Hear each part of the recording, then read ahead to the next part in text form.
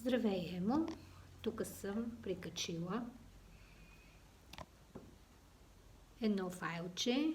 Заглавието на урока е Science is my favorite subject. Естествените науки са ми любими. Дала съм ти нови думи, които ти ще трябва да напишеш в тетрадката по 3 реда и да научиш добре.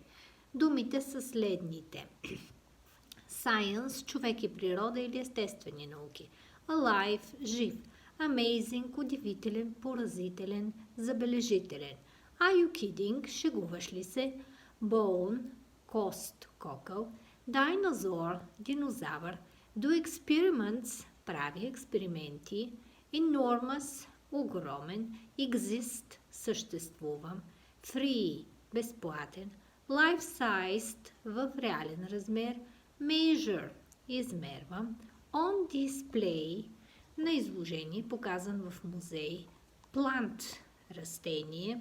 Prehistoric – праисторически. Rock – скала. Scientist – учен. Skull – череп. Stone – камък. Till – до и touch – докосвам. Това са ти думичките, които трябва да научиш. Успех!